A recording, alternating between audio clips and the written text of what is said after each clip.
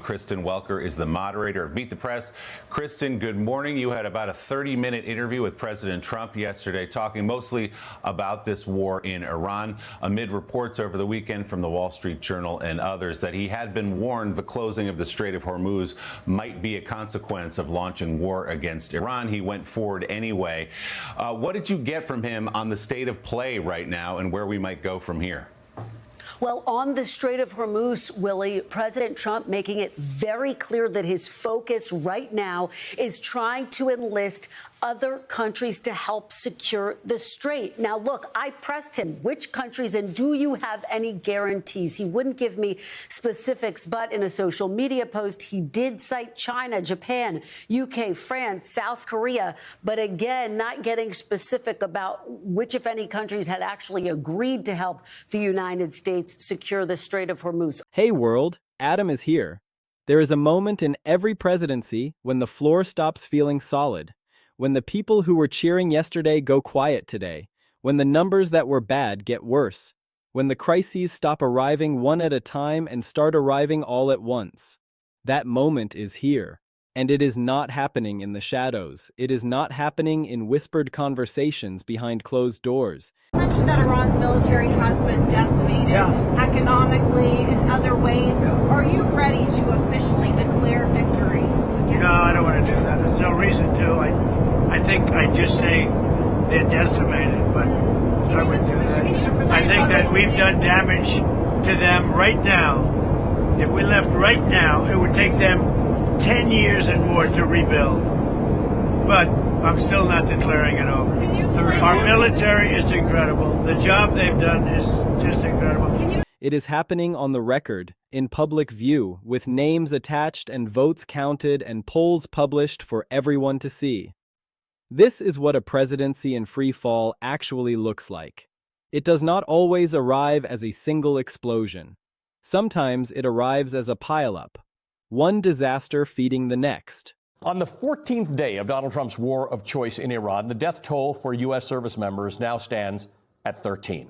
The Pentagon confirmed that all 6 crew members of a U.S. refueling aircraft died when it crashed in Iraq yesterday, adding, quote, the circumstances of the incident are under investigation. However, the loss of the aircraft was not due to hostile fire or friendly fire.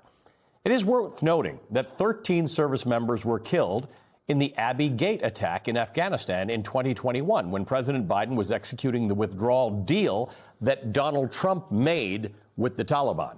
But Donald Trump relentlessly attacked his predecessor for 13 dead for the last 5 years, including, again, this past Wednesday. Everything they did was wrong. Think of it. Afghanistan, Biden, Afghanistan, the most embarrassing day in the history of our country. Embarrassing. 13 dead. 13 dead.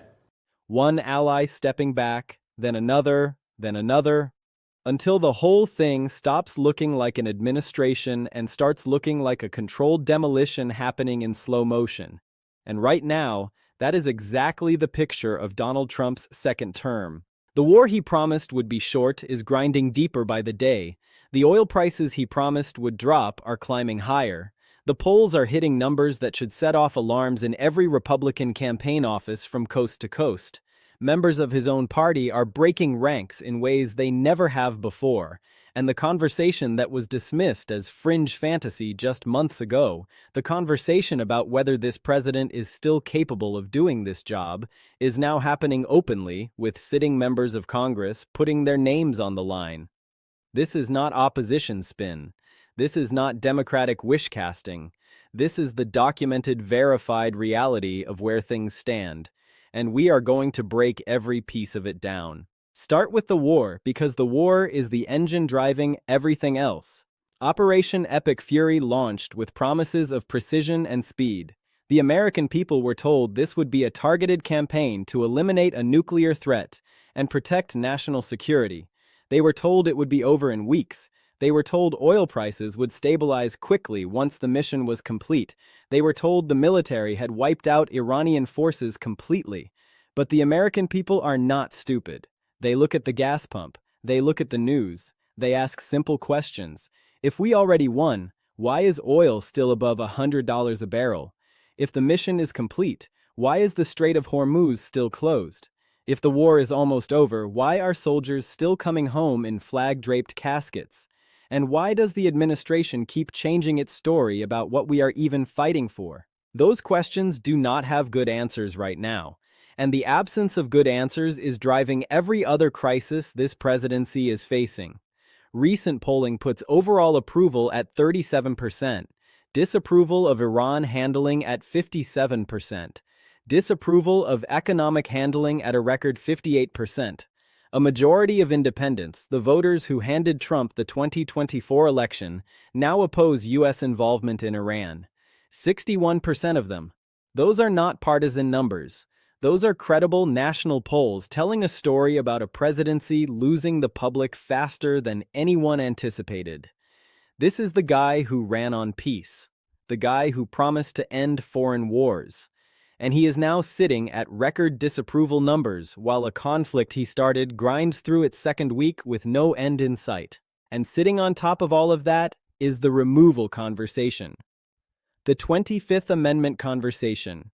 The conversation that multiple sitting members of Congress are now having openly and on the record in ways that would have been unimaginable 6 months ago. Senators and House members have publicly called on Vice President Vance and a majority of the cabinet to invoke Section 4 and remove Trump from office immediately, not after the next election. Now, they are citing his behavior, his decision-making, his shifting justifications for the war, and his personal conduct as evidence of incapacity. That word, removal, is now part of the mainstream political vocabulary of this presidency in a way it simply was not before. Let's break down every force converging on this moment. Because what makes this different from every other difficult moment Trump has survived is that multiple crises are hitting simultaneously, and each one makes the others worse.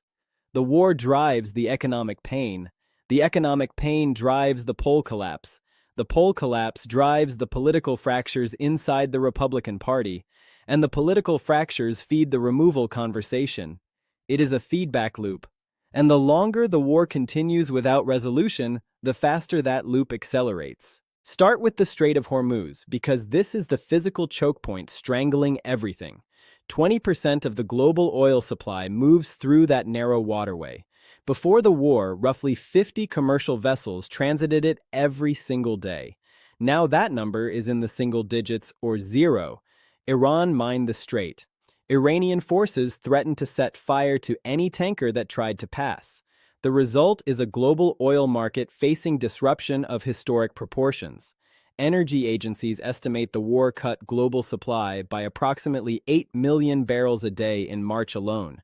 Brent crude surged past $100 a barrel. Markets plunged. Energy costs across every sector started climbing. Every single day the strait stays closed. The damage compounds.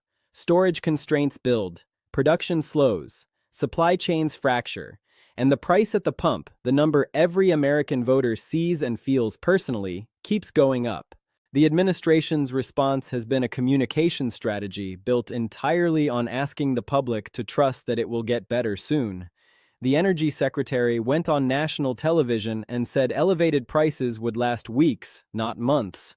The White House press secretary called the price surge temporary. The president himself said prices will drop very rapidly when this is over. But here is the problem that no amount of reassurance can solve. The only thing that actually gets oil prices back to normal is reopening the Strait of Hormuz. And the only way to reopen the Strait of Hormuz is either a decisive military breakthrough or a diplomatic resolution. Weeks into the war, neither of those things has happened. The Navy was not ready to escort tankers through. A military official confirmed that directly. Iran's Revolutionary Guard said publicly they are prepared to fight an intense war for at least 6 months at the current pace. Iranian foreign policy advisors have ruled out diplomacy entirely, saying trust is gone after the U.S. struck, while negotiations were ongoing. The administration is stuck. The economic pain is real. The timeline for relief is uncertain. And the political damage from that combination is accelerating by the day. Now look at the military picture, because the gap between what the White House tells the public and what is actually happening on the ground is getting harder to paper over. The president stood at a press conference and said the war was going very well, that they had wiped every Iranian force out very completely. He said they had destroyed more than 50 Iranian naval ships and decimated Iran's air force and air defenses. He predicted the war would be over very soon. But in that same press conference, when a reporter pointed out that the defense secretary had recently said the war was just beginning, the president said both things could be true. Very soon and just beginning. Both true at the same time. Nobody in that room could explain how, because they cannot both be true. And the American public, watching oil prices climb and casualty reports emerge, is processing that contradiction in real time.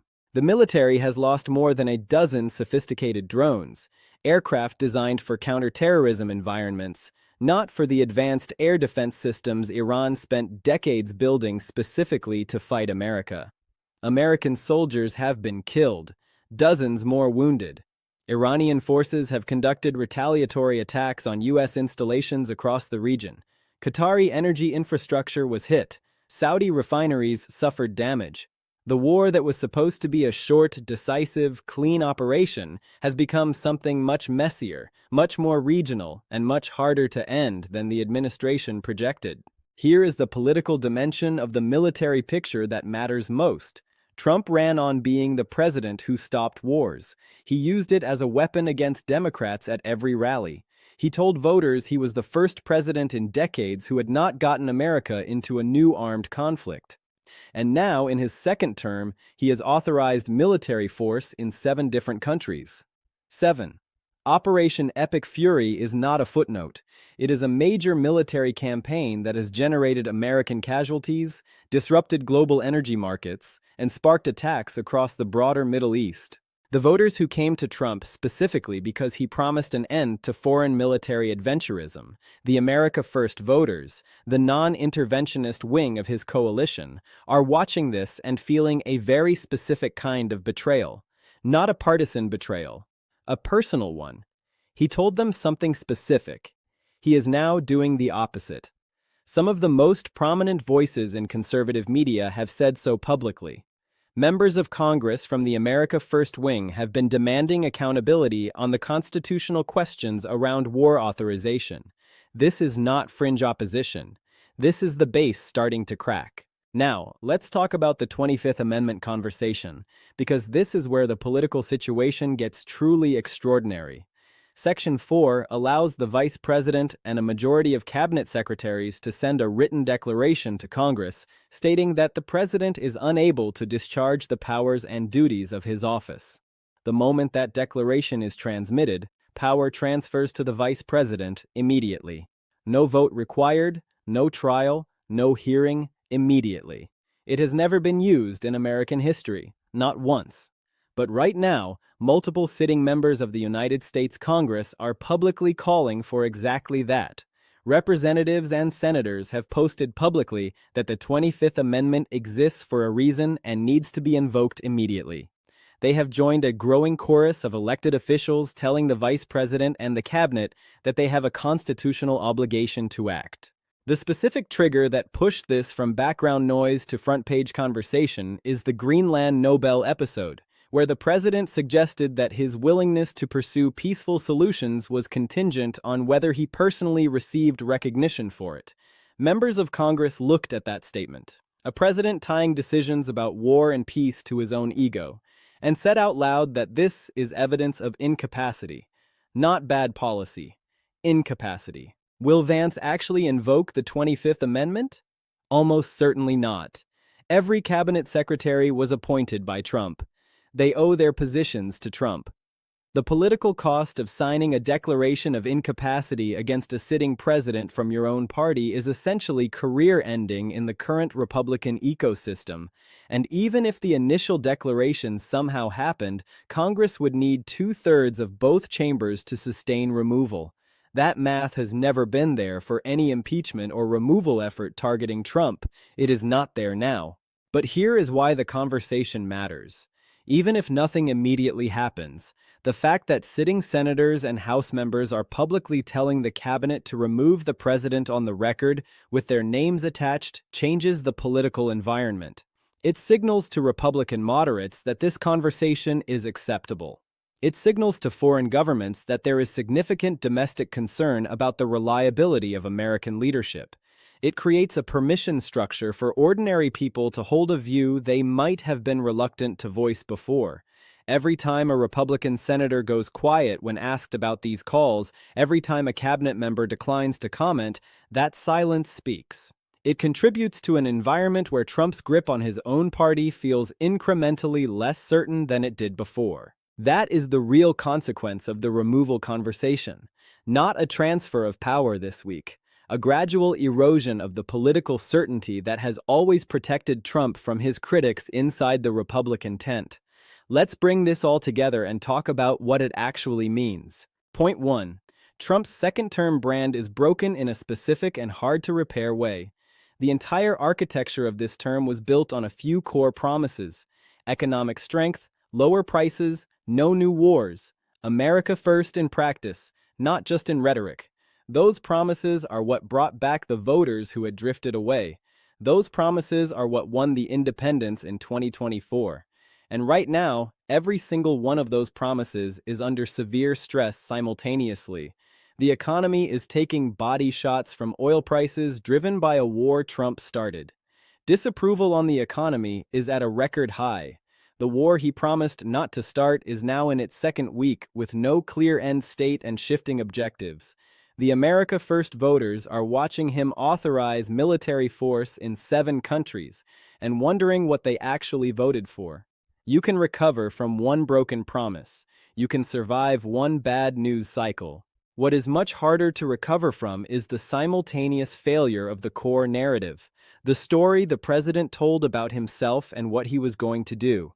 That narrative is now in serious trouble, and the polls are the proof. Point 2. The independent voter collapse is the most dangerous political development of this entire crisis. Here is what every Republican strategist with a brain is staring at right now. In 2024, Trump won independents. That was a decisive factor. Independents broke his way in enough states to give him a second term. And right now, 61% of independents oppose U.S. involvement in Iran. That same group has been aligning with Democrats on nearly every major issue for the past year.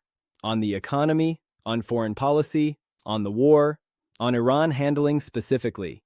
If that alignment holds, if independents are still this far from Trump in November, the midterm math becomes almost impossible for Republicans. A 37% overall approval rating is the kind of number that generates wave elections for the opposition party. Wave elections with a 3-seat House majority mean the House flips. A flipped House means investigations, subpoenas, committee hearings, an entirely different political landscape for the final 2 years of this presidency. The stakes of whether the war gets resolved, whether oil prices come down, whether the economic picture improves are not just about the war itself. They are about whether Republicans can hold any legislative power at all going forward. Point 3. The path forward for this administration runs entirely through what happens in the Strait of Hormuz. Here is the honest bottom line. The economic pain, the poll collapse, the political fractures, the removal conversation. Every single one of these crises traces back to the same root cause.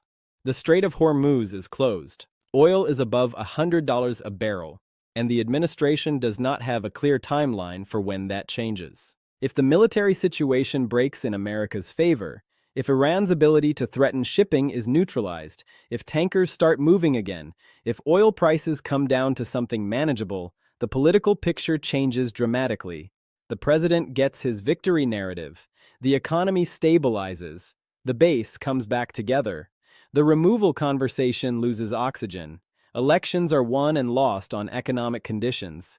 If those conditions improve significantly before November, Republicans have a fighting chance. But if the war grinds on, if the strait stays closed through spring and into summer, if oil stays elevated and economic disapproval keeps climbing, the political damage compounds in ways that become very hard to reverse on an 8-month timeline. That is the simple, brutal political reality this White House is now navigating. Everything depends on the war. The war depends on a military and diplomatic situation that is not fully in American hands. And that loss of control, that dependence on events that cannot be managed by press conferences or social media posts, is the most dangerous place a presidency can find itself. We are going to keep tracking every single development right here. Subscribe, hit the bell, join the free newsletter in the description, because this story is moving faster than anyone anticipated, and the next chapter is closer than you think. I will see you in the next one.